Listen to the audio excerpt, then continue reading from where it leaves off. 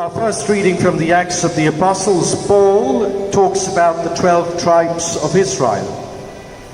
And Jesus in our gospel today is talking about the 12 apostles. In the first reading, Paul clearly indicates that the Jesus movement is to continue, a movement that was entrusted and handed over to the 12 tribes.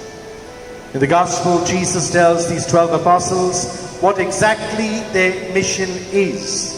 He will hand over the baton to them, and they in turn must go to every nation proclaiming the good news. My dear brothers and sisters, that baton has now been handed on to each of us. We in turn must continue the work that was begun by Jesus himself more than 2,000 years ago. The work of building up a kingdom here on earth, a kingdom based on the 4 kingdom values of love, justice, peace, and equality.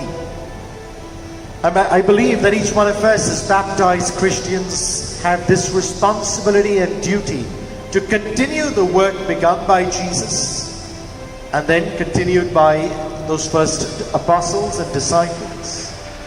And we in turn as disciples of the Lord have to learn what our mission is. 2 interesting statements that Jesus makes, something that we must always keep in mind. A servant is not greater than his master, nor is a messenger greater than the one who sent him.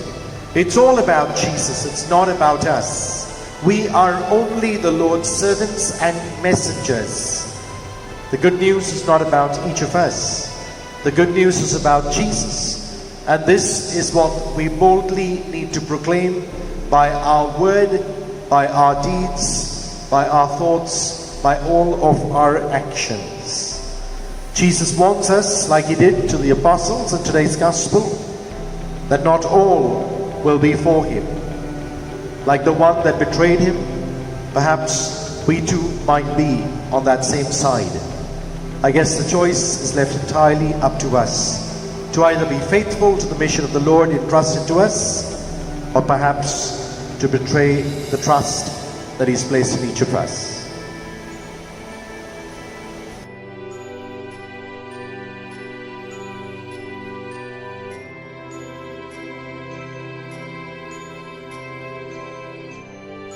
God bless, and do have a Jesus-filled day.